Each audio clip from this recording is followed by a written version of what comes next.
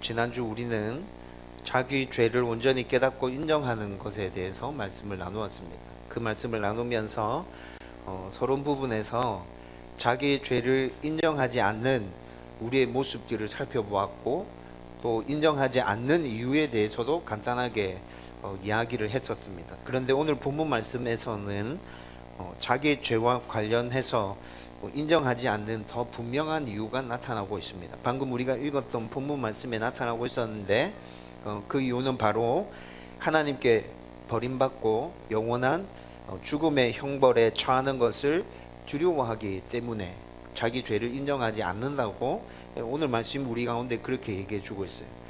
여러분, 우리가 살아가는 세상에서도 연예인이, 정치인이, 또 성직자가 죄를 범했음에도 불구하고 잘못을 인정하지 않는 모습들 굉장히 자주 보죠.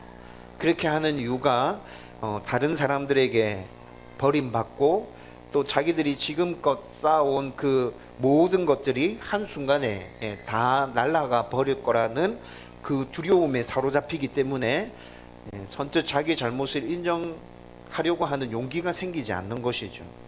여러분, 잘 생각해 보면 나를 사랑해주고 인정해주고 보호해주는 이로부터 버림받는 것은 저와 여러분들도 시기와 장소 이런 거 불문하고 정말 아프고 슬프고 그런 일들이 절대 내 삶 가운데서 일어나지 않기를 바라고 있을 것입니다.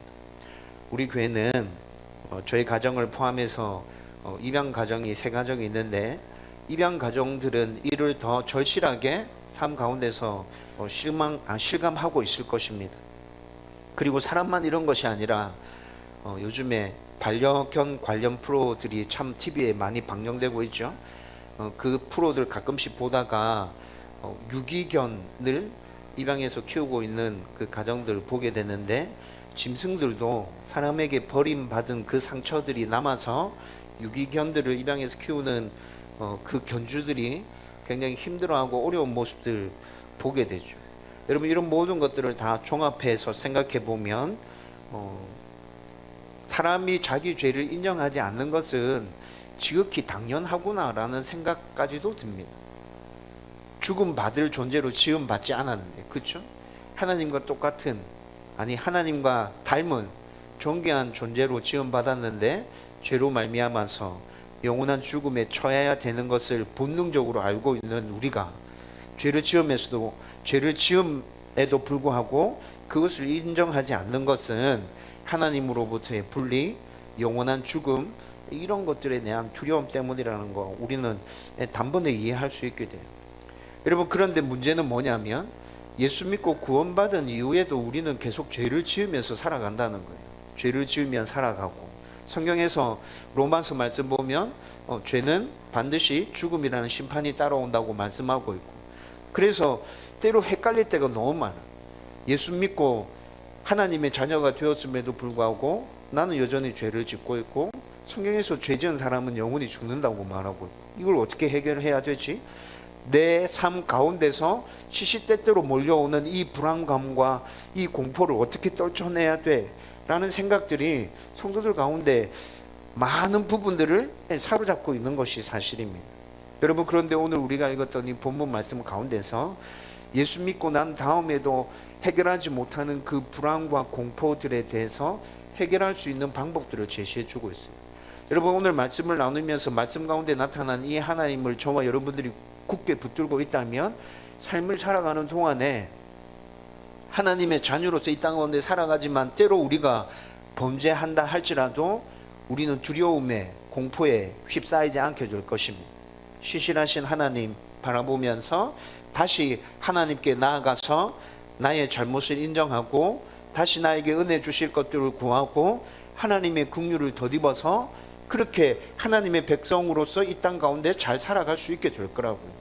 여러분, 제가 오늘 말씀을 나누면서 바라는 것은 저와 여러분들 가운데 이 은혜가 넘쳐났으면 좋겠어요.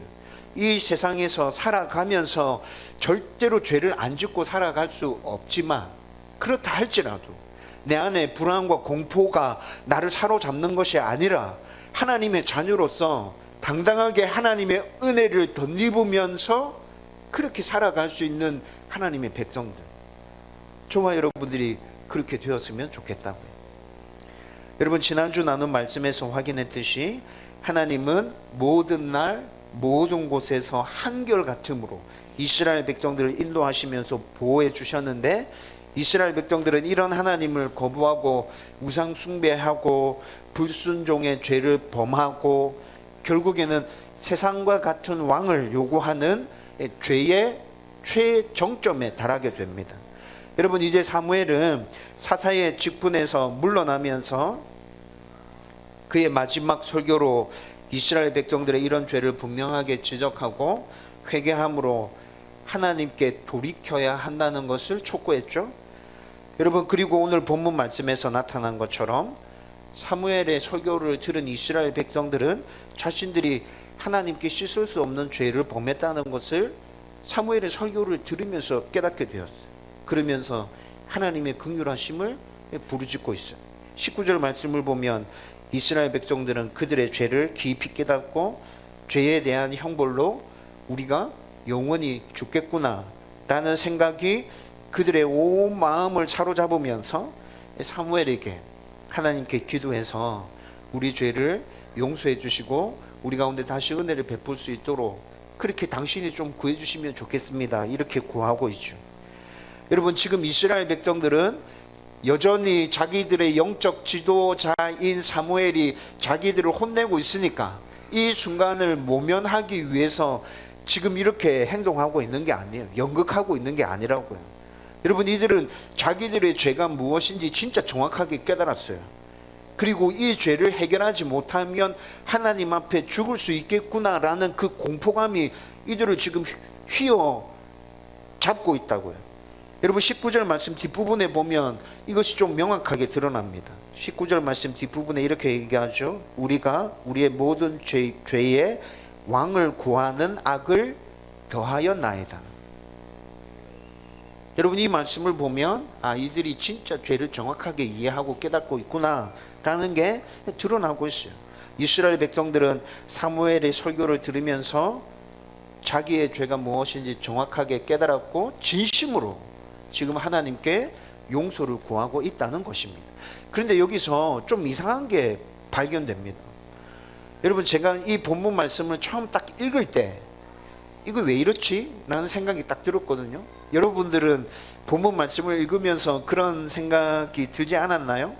여러분, 오늘 말씀에서 이스라엘 백성들이 사무엘에게 자기들의 죄를 용서해 달라고 하나님께 구해 주십시오 이렇게 부탁하고 있죠. 여러분, 죄를 지은 당사자는 누구입니까?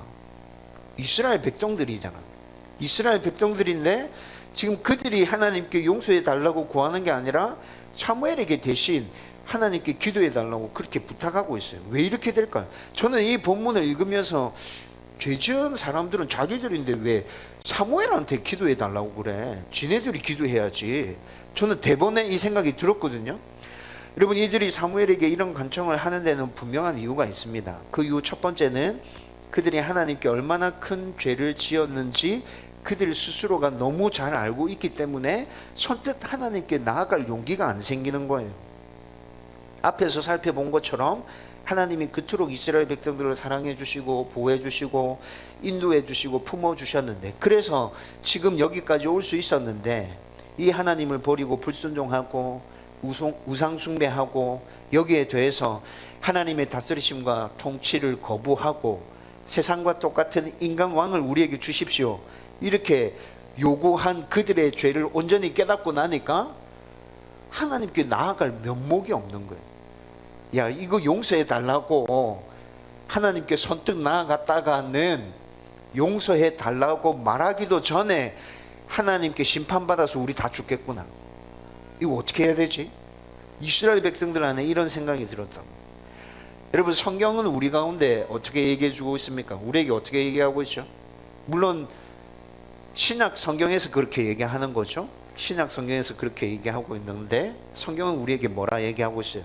하나님은 우리의 모습이 어떠하든지 하나님께로 나오기만 하면 다 받아주시기에 그분께 담대함으로 나아가라고 그렇게 말하고 있죠. 그런데 여러분, 이게 잘 됩니까?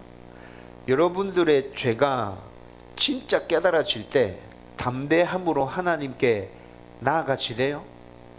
저는 그렇게 잘 되지 않았어요. 저의 죄가 온전하게 깨달아질 때 하나님께 나아가야 이 죄의 문제를 해결할 수 있다는 걸 너무 잘 알고 있지만 너무 죄송해가지고 하나님께 나아갈 수 있는 용기가 안 생겨요. 너무 미안해. 여러분, 그래서 여러분들의 죄를 깊이 깨달을 때 어떤 반응이 우리 가운데서 나타나죠? 용서해달라 말하지도 못하고 그냥 죄가 깨달아지는 그 순간에 눈물만 펑펑펑펑 쏟아지잖아요. 말하지도 못하고 그냥 푹 엎어져서 눈물 콧물 다 흘리면서 그냥 그렇게 하나님이라고 그 이름만 외치고 부르짖으면서 그냥 그렇게 기도하잖아요. 여러분, 사람 안에 최소한의 양심이 있어서 이렇게 반응하는 것 같아요. 저와 여러분들이 죄를 깨달을 때 진짜 하나님의 은혜 아니고는 이 죄의 문제를 해결할 수 없는데 하나님 너무 죄송해서 하나님께 나아가지 못하겠다, 그 생각이 들어서 눈물 콧물 흘리면서 무릎으로 하나님 앞에 그렇게 나아가는 것 아닐까라는 생각이 들었어요. 아마도 오늘 본문의 상황에서 이스라엘 백성들도 이런 마음이었을 것 같아요. 여러분, 그리고 또 이스라엘 백성이 사무엘에게 그들을 대신해서 하나님께 간청해 달라고 요구한 또 다른 이유는 사무엘을 하나님과 그들을 이어주는 제사장으로서 여전히 이스라엘 백성들은 인정하고 있다는 것입니다. 여러분, 이때 이 당시에는 사사 가칠이 하는 시대였죠.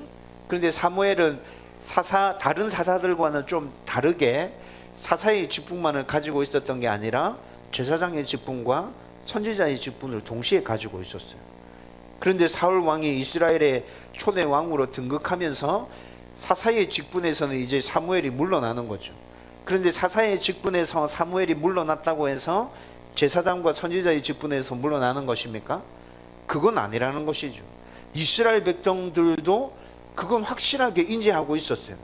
우리가 사사로서 사무엘의 아들들이 치리하는 게 마음에 안 들어서 세상과 같은 왕을 요구했지, 사무엘이 우리의 제사장이고 사무엘이 우리의 선지자로서 있는 것을 마음에 안 들어 했던 건 아니에요. 지금 여기서 분명하게 나타나고 있다는 거죠. 여러분, 그래서 사무엘을 여전히 이들이 자신들의 제사장으로 인정하고 있기 때문에 하나님께 죄를 보면서 그 사이가 갈라졌을 때 제사장이 그 사이를 메우는 역할을 했잖아요. 사무엘에게 나와서 우리를 대신해서 기도해 달라 이렇게 얘기하고 있는 거죠. 그런데 이스라엘 백성들이 이렇게 반응하고 있는 모습을 볼 때 좀 전에도 말했던 것처럼 이들은 분명히 자기들의 죄가 무엇인지 정확하게 깨달아 알고 있고 진심으로 하나님께 자기들의 죄에 대해서 회개하고 용서받고자 하는 마음이 있다는 것입니다.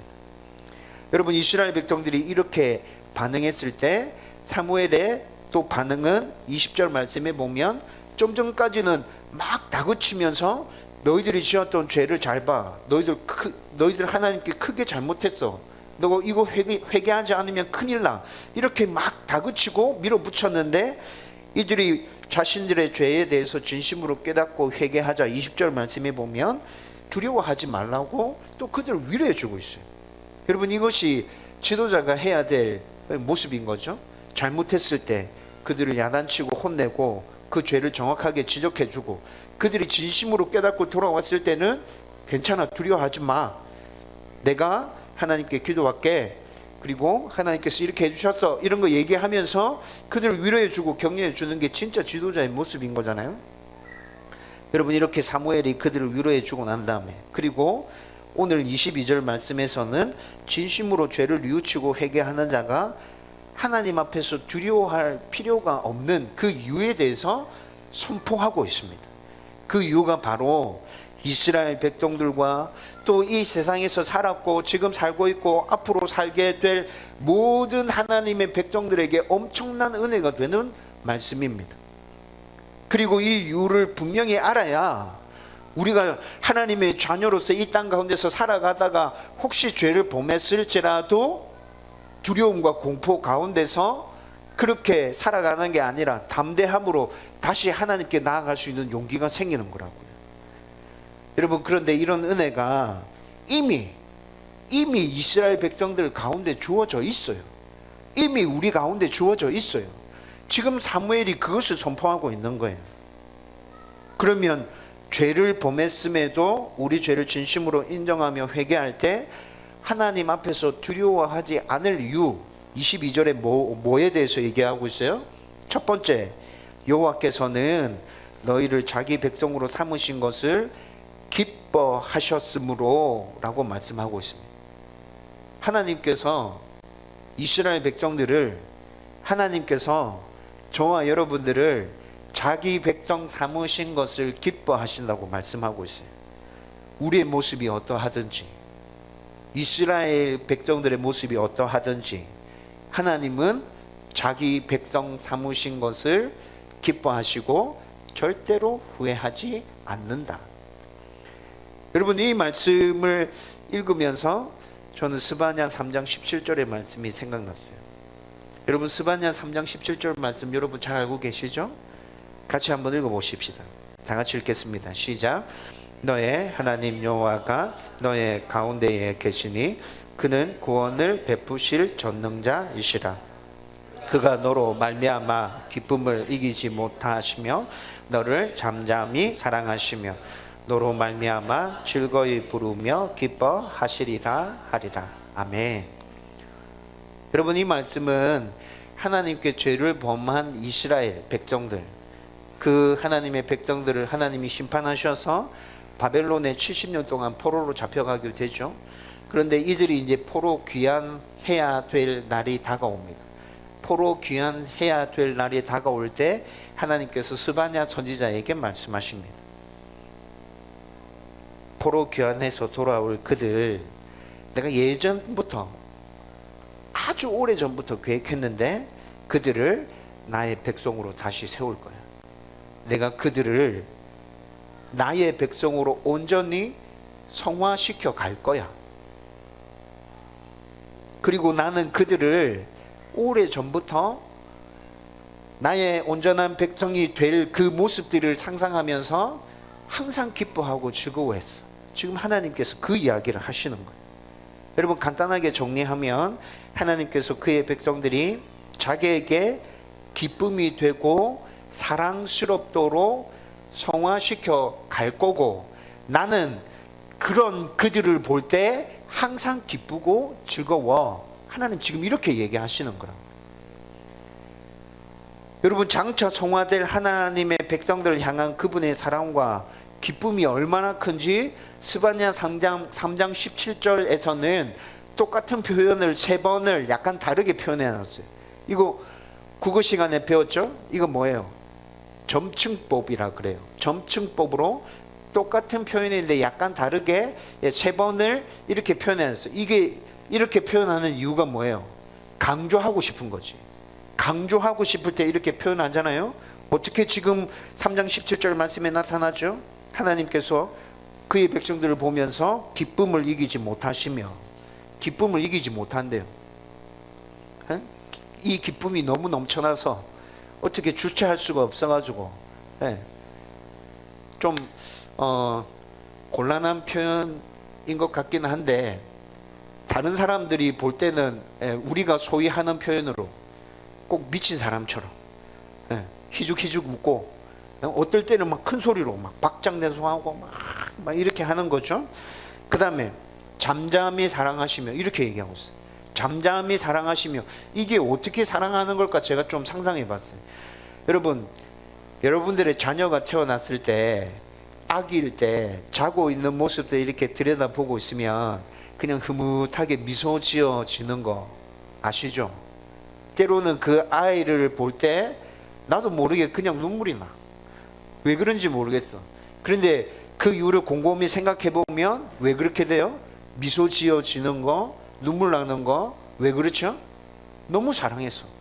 너무 사랑해서 그 사랑을 어떻게 표현할 수가 없어서 그렇게 되는 거잖아요.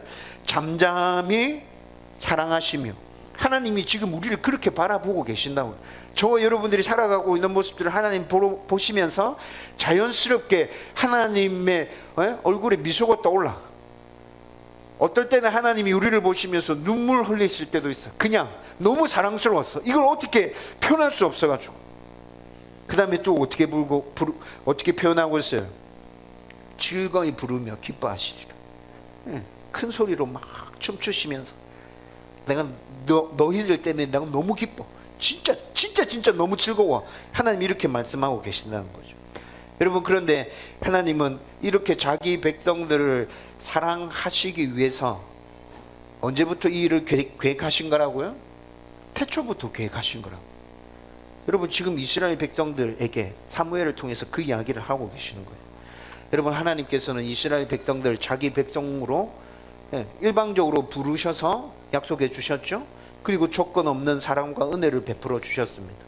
여러분, 오늘 본문의 22절 말씀도 이런 사랑과 기쁨을 말씀하고 있는 것입니다. 따라서 하나님은 언제나 변함없이 그의 백성들을 바라보실 때 사랑과 기쁨이 있는데 그냥 있는 것이 아니라 퐁퐁 흘러 넘치고 있다고 해요.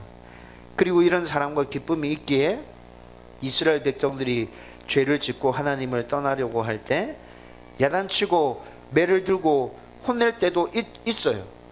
그렇지만 그들을 향한 사랑이 변한 것이라고요?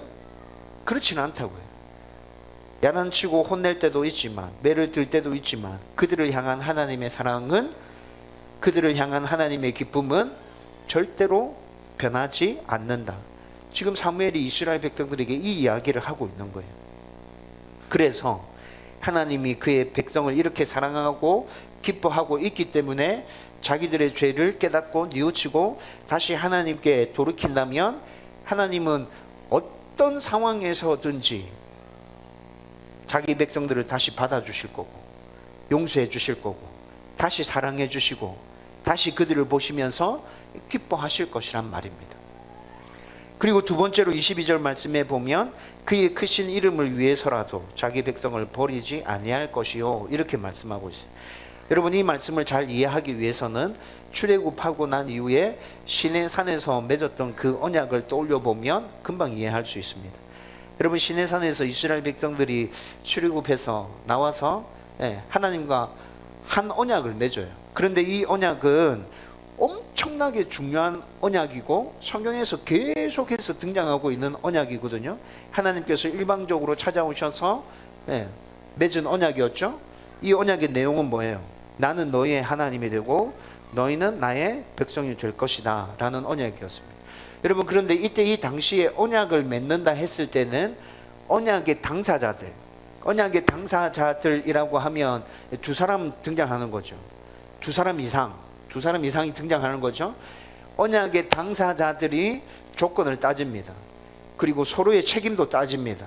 그리고 이 언약을 맺고 난 다음에 서로가 이행해야 될 의무도 따지죠. 의무도 따지고 이런 것들 다 조율하고 난 다음에 좋다, 그러면 너랑 나랑 언약을 맺자, 이렇게 해서 언약이 맺어지는 게 이때 이 당시의 언약이었다고요.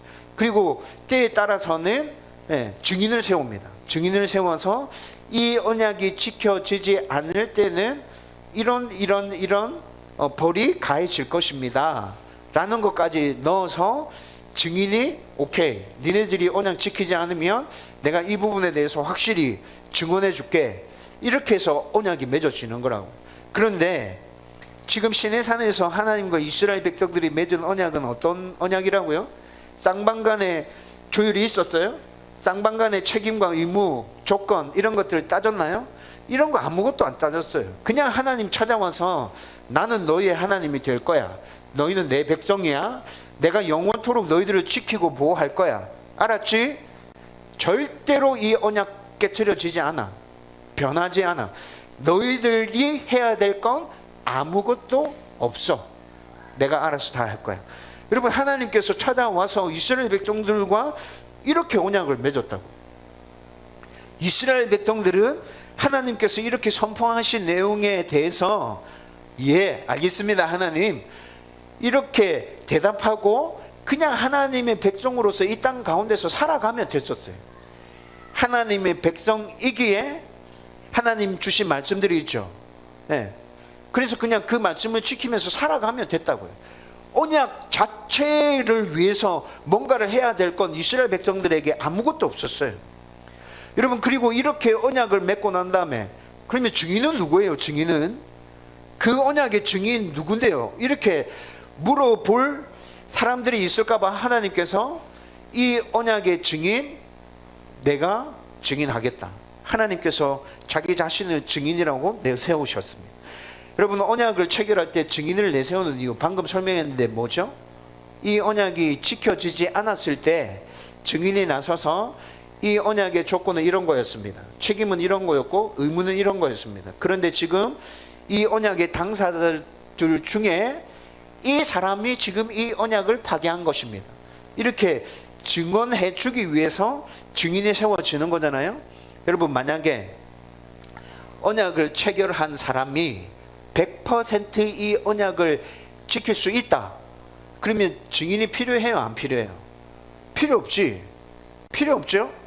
근데 여러분, 지금 언약을 맺고 있는 시내산에서 맺은 언약의 당사자가 누구예요? 하나님.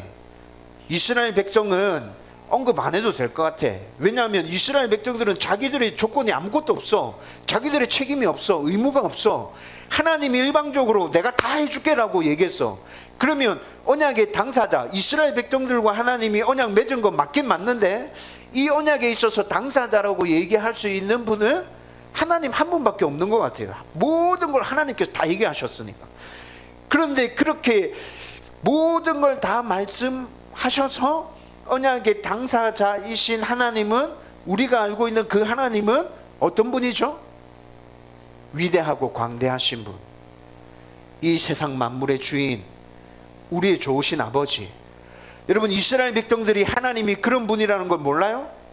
알고 있어요. 자기들에게 찾아와서 지금 이 언약을 제시하고 언약을 맺자라고 얘기하는 그 하나님이 위대하시고 광대하시며 만물의 왕이시며 지금도 여전히 이 세상을 다스리고 통치하시는 우리의 좋으신 아버지라는 사실을 알고 있다고요. 그런데 그 하나님이 이 언약의 증인으로서 자기 자신을 내세우고 있어요. 영원한 하나님의 신실하심, 진실성, 성실성, 하나님의 불변성, 하나님의 사랑, 이런 모든 성품들을 내세워서 니네들 내가 어떤 존재인지 알고 있지? 이 언약의 증인 내가 할게. 만약에 이 언약이 파괴된다면 나는 더 이상 하나님이 아니야. 여러분, 이 의미를 아시겠어요? 하나님이 이 언약에 있어서 자기 자신을 증인으로 내세웠다는 건 이 언약이 파괴된다면 나는 더 이상 하나님이 아니야.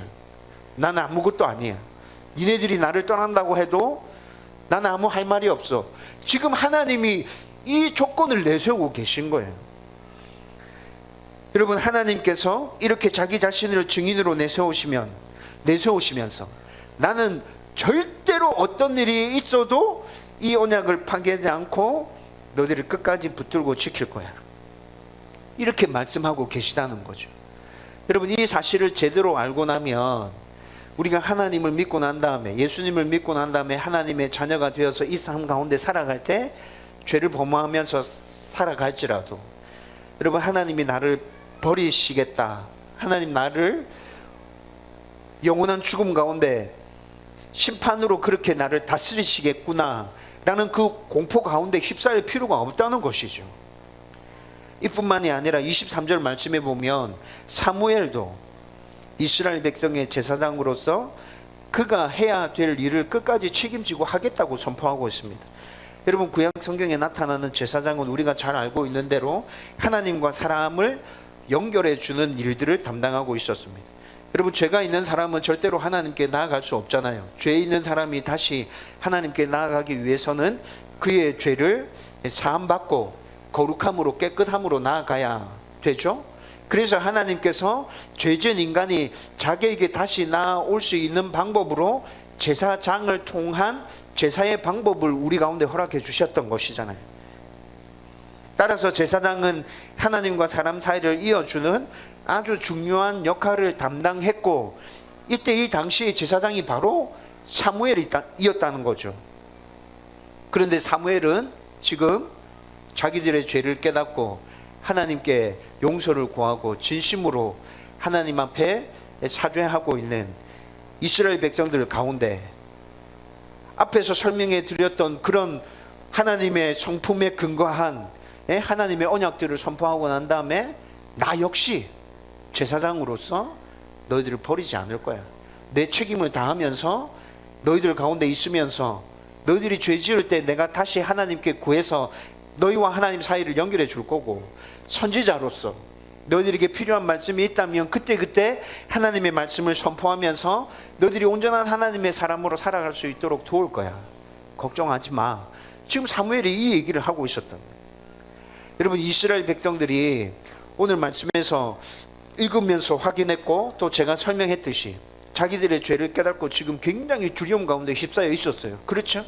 그런데 오늘 22절과 23절에 사무엘이 하는 이 이야기를 들었을 때 이스라엘 백성들 가운데 굉장한 위로가 넘쳐나지 않았을까요?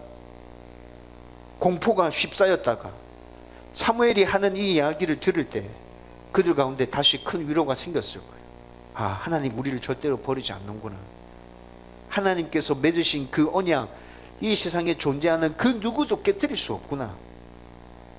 사무엘이 여전히 우리 가운데 있어서 우리가 잘못할 때마다 그가 하나님 앞에 나아가서 우리를 위해서 기도해 줄 거고, 그리고 올바른 하나님의 말씀을 선포해 주므로 우리를 계속해서 이끌어주는 영적 리더로 그가 존재하고 있겠구나. 여러분, 이런 것들을 생각하면서 이스라엘 백성들은 굉장히 큰 위로가 생겼을 거예요. 여러분, 그런데 이 말씀이 이스라엘 백성들에게만 적용되는 말씀인가요? 구약시대 때 이스라엘 백성들에게만 주어진 말씀이고, 이 시대를 살아가는 우리에게는 이 말씀이 적용 안 되는 쓸모없는 그런 말씀인가?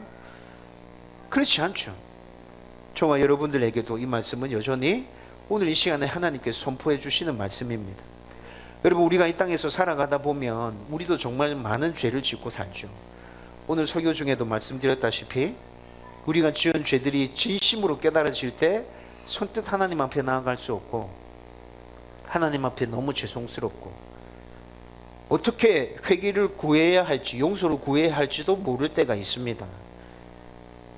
여러분, 그런데 하나님께서는 그럼에도 불구하고 우리를 여전히 사랑하시며 우리의 모습 자체를 기뻐하고 계십니다. 좀 전에 살펴보았던 스바냐 말씀처럼 그냥 사랑하고 기뻐하시는 것이 아니라 우리를 사랑하시는 그 사랑을, 우리를 보고 기뻐하시는 그 기쁨을 이기지 못해서 큰 소리를 바라고 계시고, 잠잠히 미소 짓고 계시고, 모든 만물들을 다 동원해서 날마다 하나님이 우리를 사랑한다고 계속해서 말씀해 주실 만큼 그렇게 우리를 사랑하고 계신다.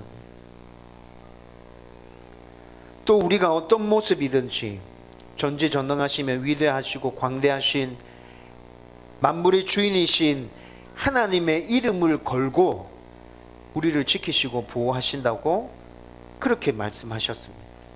이 약속은 어떤 누구도 깨뜨릴 수 없다는 것이죠. 이뿐만이 아니라 구약시대 때 있었던 그 선지자, 지금 우리에게는 없잖아요. 사무엘 같은 사람이 우리에게 없잖아요 라고 말할 수 있지만, 여러분, 에베소서 말씀을 읽어보면 신약시대에도 하나님은 여전히 목회자를 여러분들 가운데 보내서 그들로 하여금 여러분들을 위해서 기도하게 하고, 또 그들이 올바른 말씀을 선포함으로 신약시대에도 여전히 하나님의 백성들이 하나님의 자녀로 살아갈 수 있도록 좋은 리더십도 하나님께서 세워주셨다고 우리 가운데 말씀하고 있어요.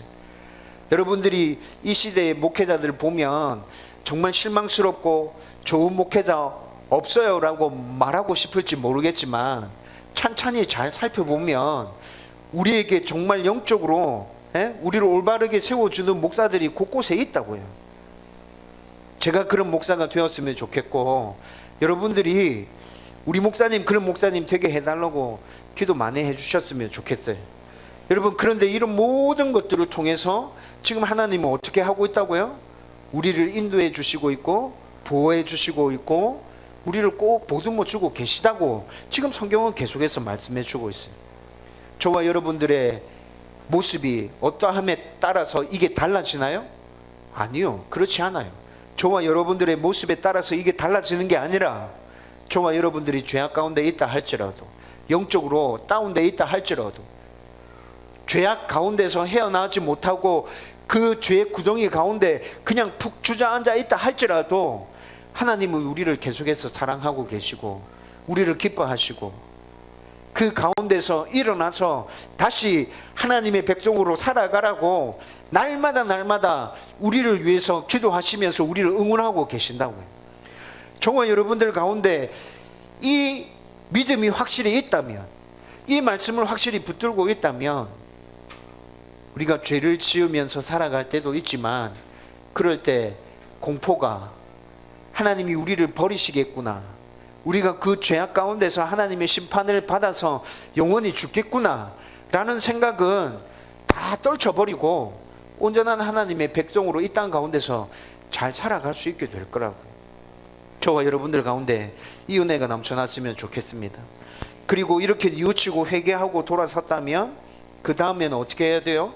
그 다음에 어떻게 해야 되는지 사무엘이 그 이후의 모습에 대해서도 오늘 말씀해 주고 있어요. 20절, 21절, 24절, 25절 이 말씀들 쭉 읽어보면 그렇게 하나님의 은혜를 덧입고 다시 하나님의 백성으로 살아간다면 너희들은 하나님의 말씀에 무조건 순종해야 돼.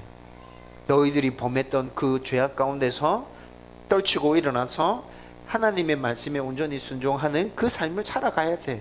다시 그리로 돌아가면 안 돼. 사무엘이 지금 계속해서 이 이야기를 하고 있어요.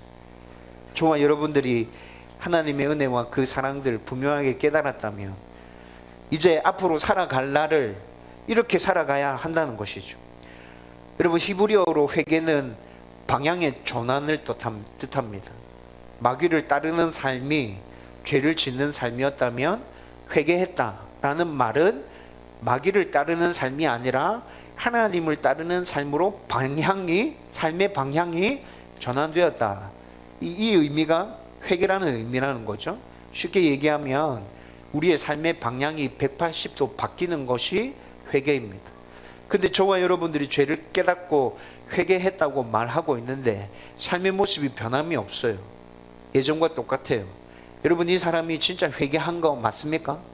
죄를 깨달은 게 맞나요? 아니에요.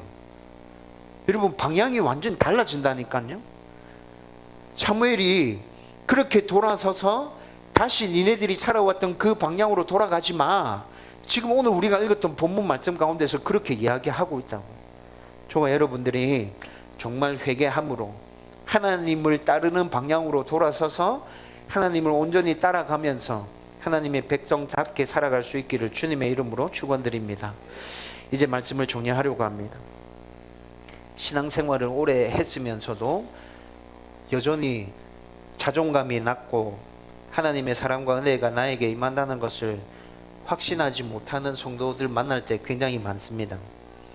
여러분, 그런 성도들에게 오늘 말씀처럼 성경에서 하나님 절대로 우리를 떠나지 않는다고 말씀하신 그런 본문들 찾아서 그분들과 함께 나누고 설명해 주면 이해하고 받아들입니다. 그리고 평안을 누리는 것 같아요. 위로를 얻는 것 같아요. 힘을 얻는 것 같아요. 그런데 1년 지나고 2년 지나서 비슷한 문제를 또 만나면 그분들이 또 허덕허덕거리는 걸 보게 됩니다. 여러분, 왜 이렇게 될까요? 그런 모습들을 보면서 참 생각이 많아져요. 그때 분명히 설명해 줬을 때 이해하고 받아들이고 믿고 확신하고 평안을 누렸고 그 어려움 잘 이겨냈는데 지금도 그때랑 비슷한 문제인데 또 이 부분에서 또 왜 이렇게 됐지? 여러분, 제가 그런 분들 생각하면서 제가 좀 정리된 건 그분들은 그때만 말씀을 이해했을 뿐이고, 그리고 말씀이 이해되어지고 난 다음에 삶 속에서 직접 하나님의 은혜와 사랑이 경험되어져야 되는데 그렇게 되지 않고 그냥 이렇게 시간이 흘러가 버렸구나. 말씀을 들을 때는 그냥 머리로서 그 말씀이 이해되어졌는데 삶 속에서 경험되어지지 않았기 때문에 확실히 내 것으로 자리 잡지 못한 것이죠. 그래서 1년이나 2년 지나버리고 나면 이해되었던 그 지식적인 하나님은 온데간데 없이 사라져 버리고 똑같은 문제가 다가왔음에도 불구하고 다시 헤매고 있다는 거예요. 여러분, 그래서 제가 굉장히 자주 여러분들에게 강조해서 말씀드리는 게 뭐죠?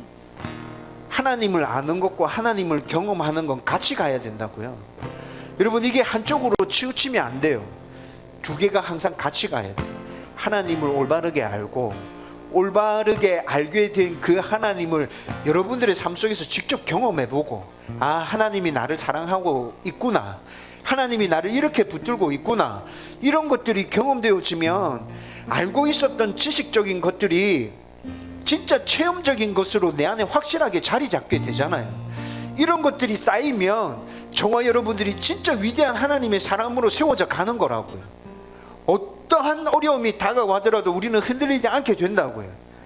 날마다 죄를 짓는 나의 모습을 발견한다 할지라도 아파하고 슬퍼하면서 하나님 앞에 진심으로 회개했다면 내 안에 그 죄로 말미암는 두려움과 공포는 나를 절대로 침범할 수 없고 넘어뜨릴 수 없다고요.